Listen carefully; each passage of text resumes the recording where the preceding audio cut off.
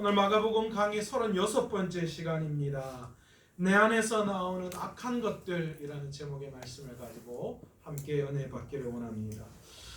말씀을 전하기 전에 조금은 안타까운 광고를 한 가지 드려야 될 것 같아요. 중대본에서 연말연시 특별 방역 조치를 내렸는데요.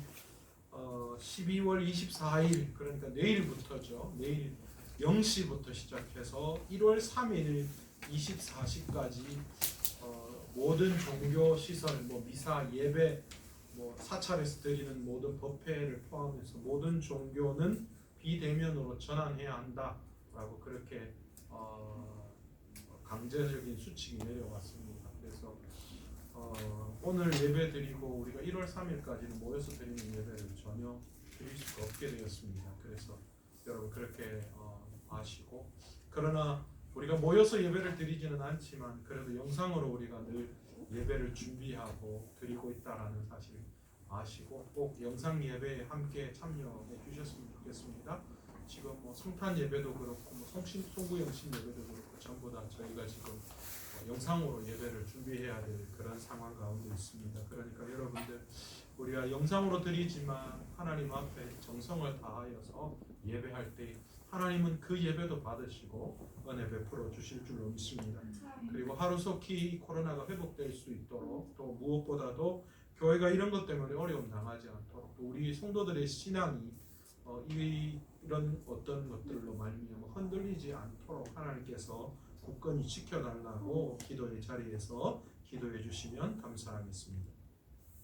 우리는 지난주에 이어서 12명의 이 예수님의 제자들이 손을 씻지 않고 떡을 먹는 사건을 계기로 예수님과 그리고 예루살렘에서 내려온 바리새인과 서기관들의 이 충돌된 정결에 대한 의미가 충돌하고 있음을 우리는 지난 시간 보았습니다.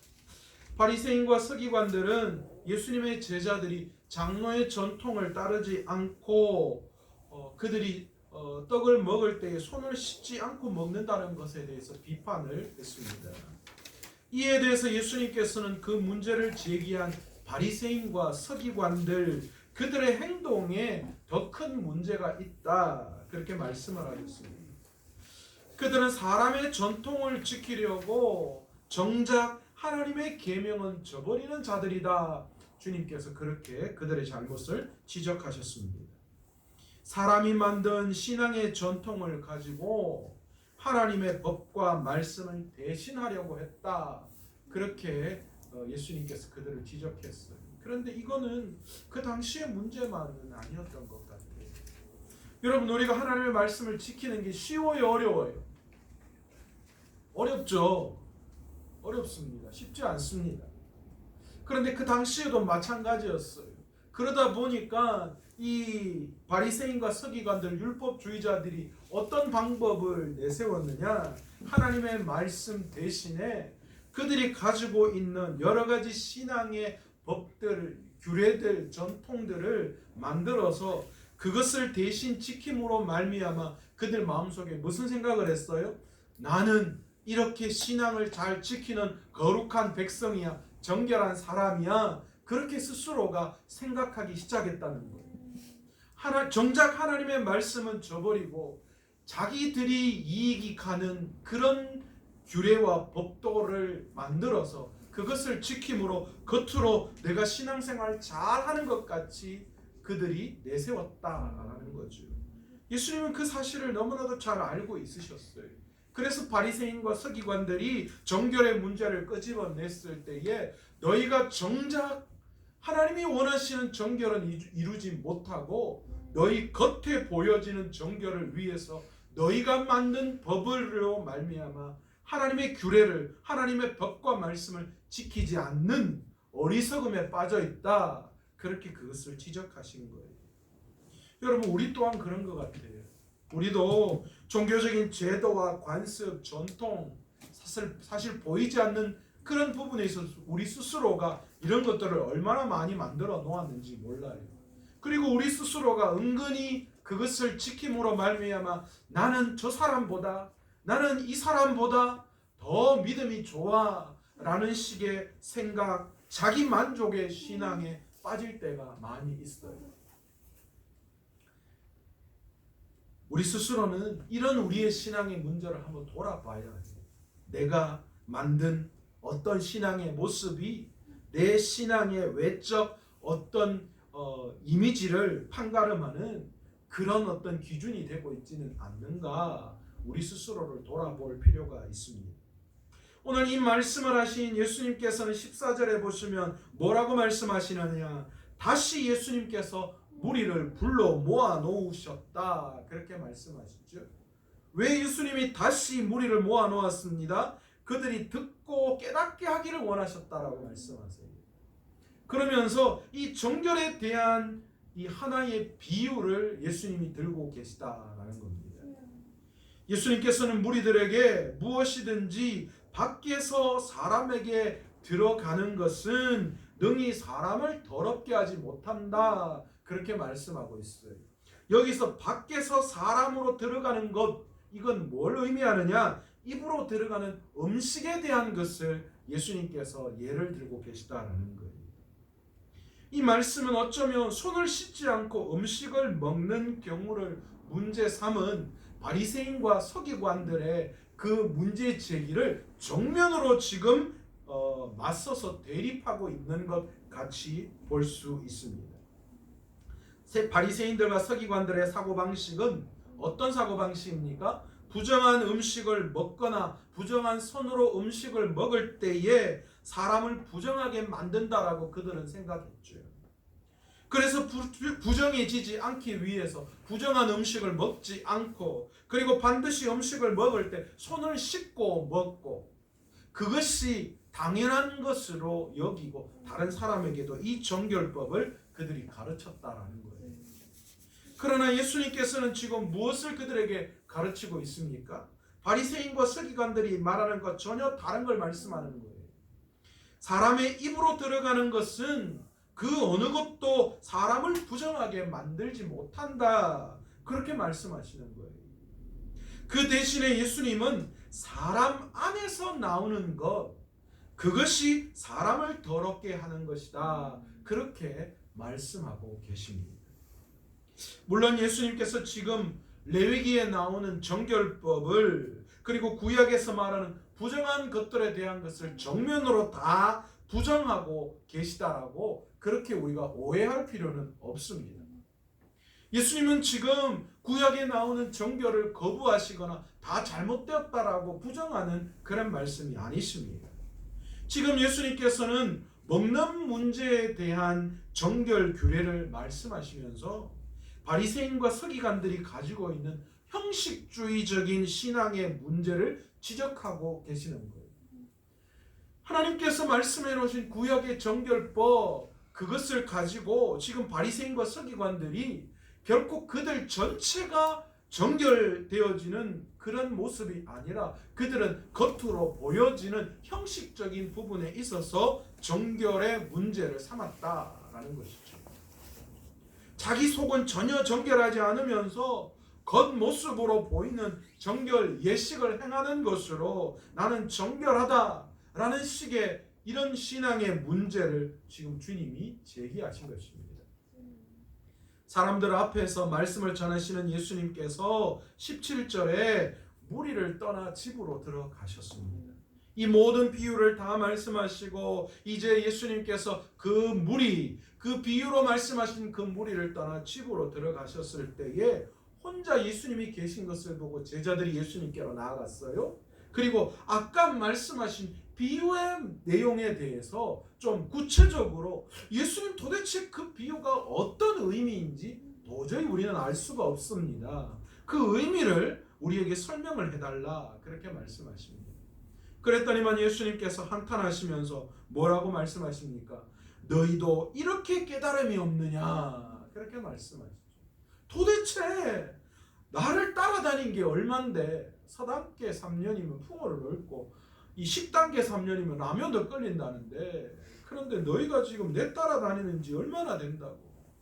그리고 내가 누구인지 너희들이 그렇게 보고 경험하고 기적을 일으킨 것을 알았는데도 불구하고 그들은 전혀 예수님이 어떤 이야기를 하시는지 어떤 의미에서 이 이야기를 하시는지 알 수가 없었다라는 거예요. 거기에 대해서 예수님이 지금 한탄하시는 거예요.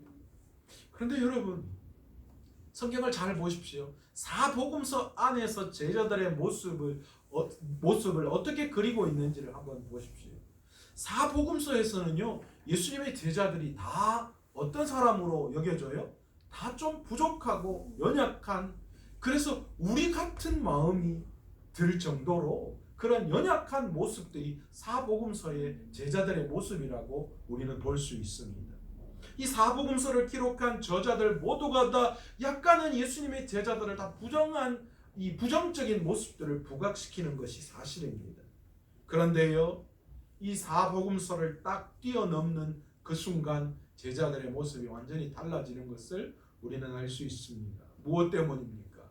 제자들이요, 부활하신 예수님을 만나고 난 다음 오순절 성령 강림 사건을 통하여 성령의 충만함을 입고 난 다음에 그들이 완전히 달라진 거예요.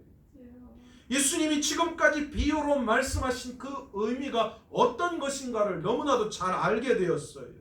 그리고 예수님이 그들에게 보여주신 여러 가지 예고에 대한 것이 무엇 때문인지를 다 알고 계셨던 거예요. 알게 되었던 거예요. 그리고 진짜 예수님이 어떤 분이셨고 어떤 일을 위해서 이 땅에 오셨는가 라는 것에 대해서 명확하게 깨달을 수 있게 되었던 것입니다. 예수님은 비유의 말씀을 제자들에게 풀어서 설명을 하십니다. 몸 밖에서 몸 안으로 들어가는 것이 사람을 더럽게 하지 못하는 이유가 어디에 있는가 하면 그것이 마음으로 들어가는 것이 아니라 우리의 입으로, 몸 밖에서 우리의 입으로 들어가는 것은 마음으로 들어가는 것이 아니라 배로 들어가서 소화가 되어서 나중에 뒤로 다 빠져나온다. 그렇기 때문에 결코 우리의 입으로 들어가는 것은 우리를 부정하게 할 수 없다. 그렇게 말씀을 하십니다. 그러면서 예수님께서 하나의 정의를 내리시죠. 뭐라고 내립니까? 모든 음식은 다 깨끗하다. 그렇게 정의를 내려버리십니다. 결국 음식이 우리를 부정하고 또한 정결하게 할 수 없다라는 것입니다.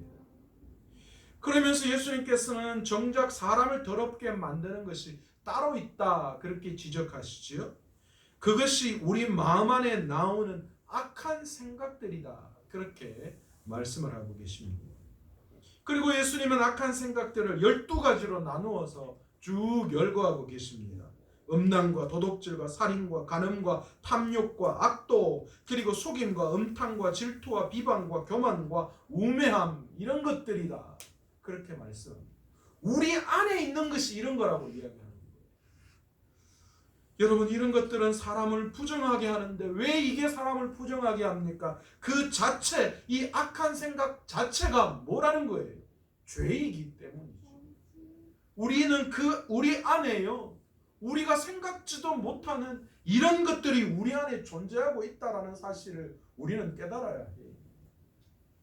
여러분, 우리가 엄청나게 선한 사람이고 착한 사람인 것 같고 그렇게 여겨지지만, 그러나 여러분, 우리 안에 숨겨져 있는 악한 본성들, 바로 이런 마음들이요, 우리 안에 다 있어요.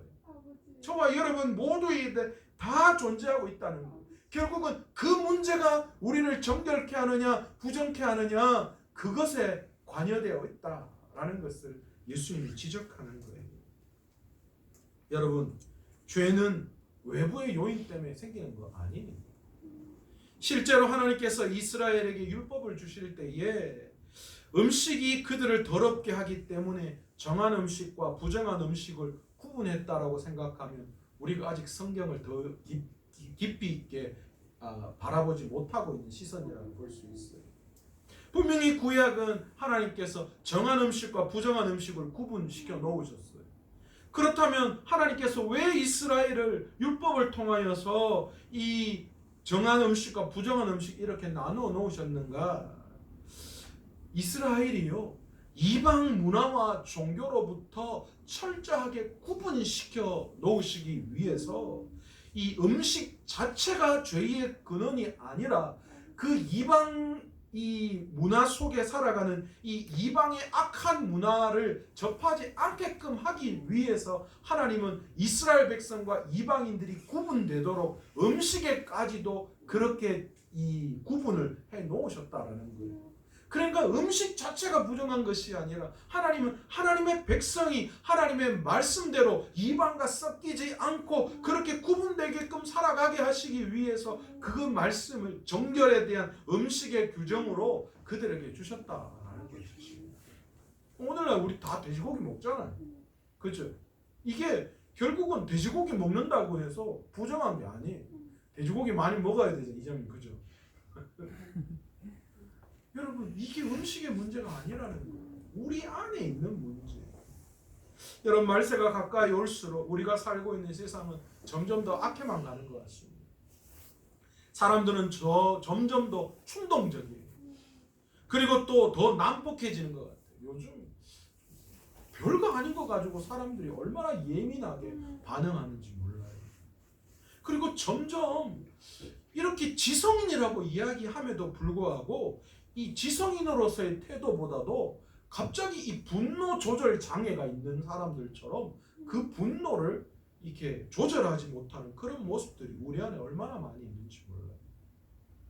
또한 하나님이 세우신 가정을 너무나도 소홀히 여기고 가정이 깨어지는 것이 너무나도 쉽게 여기는 것 같더라고요.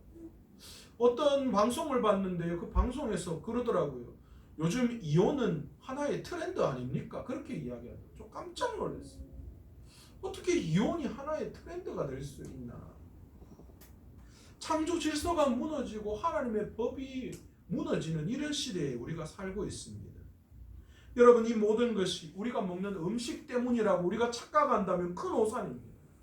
우리가 먹는 음식 자체가 우리를 부정하게 만들었기 때문에 우리가 부정한 사람, 이 죄악 가운데 빠진 사람이 되는 것이 아니라는 거예요. 우리 마음에 있는 악한 생각들이 그것들을 가지고 사단이 우리를 조정해서 결국은 그런 죄들이 밖으로 내 안에 있는 그런 악함이 그 생각들이 그 사단의 조정에 의해서 밖으로 튀어나와서 우리가 그 죄를 짓게끔 한다라는 거지. 실제로 우리 마음 안에 이 12가지 이 마음의 악함이 우리 마음속에 깊이 자리 잡고 있어요. 우리도 모르게 어떤 부분이 되면요, 이런 악함들이 튀어나와요. 시기와 질투가 튀어나오고요, 욕심과 욕망이 튀어나오고요, 돈이 갑자기 내 눈앞에 보이면 나도 모르게 그것에 대해서 반응한다고 하잖아요. 쉽지가 않아요. 그래서 사도 바울도 뭐라고 고백합니다. 나는 날마다 죽노라. 그렇게 이야기해요. 내 스스로가 결코 하나님 앞에서 완전하다 말할 수 없다라는 거예요.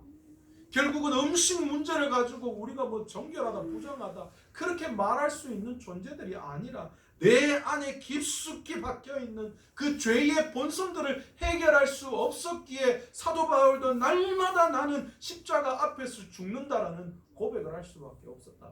나를 죽이지 않고는 안 되니까요. 자신을 부인하지 않으면 우리는 결코 우리 스스로가 더럽히는 그 죄악에서 자유할 수가 없다라는 거예요. 어떤 목사님이 겸손을 위해서 2년 동안 훈련을 받으셨대요. 내가 정말 한번 겸손의 사람 되어보겠다고 2년 동안 겸손의 훈련을 했다고 합니다. 그래서 이제는 내가 이제 좀 겸손할 수 있겠다 그렇게 이제 생각을 하셨는데요. 그 순간 그것이 교만이었다라는 것을 깨닫게 되었다라고 합니다. 내가 이제 이쯤 되면 겸손할 수 있겠구나라고 마음먹는 그 순간 그것이 교만이라는 것을 깨닫고 이건 내가 할 수 있는 게 아니구나라는 걸 깨달았다는 거예요. 그 2년이라는 긴 세월 동안 겸손을 훈련했지만 결코 그것으로 우리가 겸손을 이룰 수 없는 사람이더라는 거예요. 그러면서 하시는 말씀이 내 힘으로는 결코 겸손할 수 없고 날마다 나를 예수님의 십자가에서 자신을 죽일 때만이 가능하다. 나는 안 되니까 주님이 나를 도와주셔야 하고 아멘. 주님이 나의 교만을 꺾어주셔야 하고 아멘. 아멘. 그렇게 하지 않고는 내가 결코 겸손할 수 없다라는 것을 깨달았다라고 하시더라고요. 정말 그렇습니다. 결코 우리를 정결케 하는 외적인 어떤 것에 우리가 신경을 쓸 겨를이 없습니다. 외적으로 우리를 정결케 할 수 있는 건 없어요. 우리를 정결케 하는 것은 오직 예수 그리스도의 십자가밖에 없는 줄로 믿습니다. 아멘. 그 십자가 앞에서 나를 복종시키며 나를 죽일 때에 그리고 그래서 주님의 겸손을 배울 때에 우리가 결코 우리 안에 있는 이 죄악을 다스릴 수 있는 겸손한 마음이 나올 수 있다. 아멘. 아멘. 더러운 것을 좋아하는 사람은 아무도 없습니다. 깨끗한 것을 싫어하는 사람도 없습니다. 그런데 우리는 우리의 마음을 깨끗하게 하기 위해서 우리의 마음을 더럽게 하지 않기 위해서 우리는 얼마나 많은 노력을 하고 있습니까?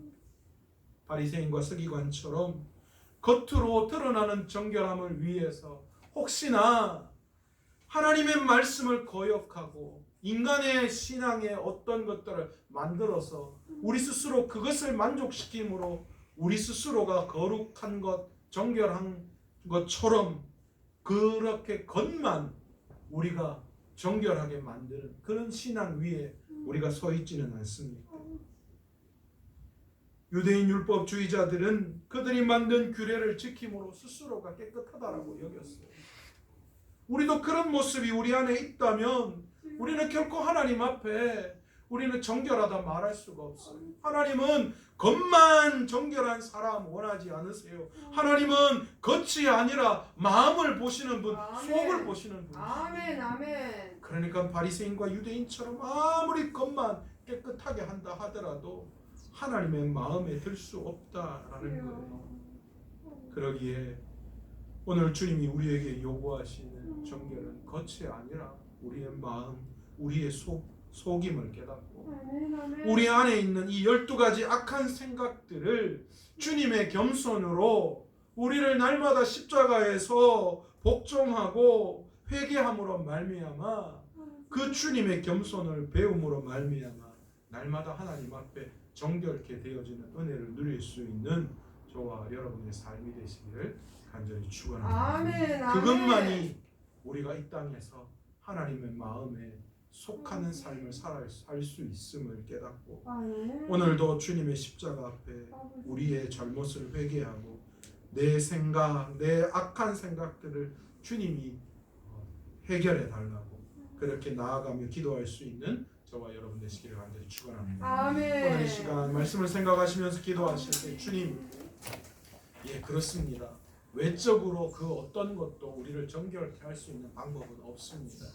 그러니 오늘 이 시간 주님의 그 십자가 앞에 우리의 이 악한 생각들을 가지고 나아가서 우리가 주님 앞에 엎드려 회개할 때에 주님의 겸손을 배우게 하시고 또한 주님께서 우리를 겸손케 하심으로 말미암아 그 주님의 겸손으로 말미암아 살아갈 수 있는 저희들 될 수 있도록 해달라고 주여 한번 간절히 기도합시며 통성으로 기도합니다. 주여 아버지 하나님 감사합니다.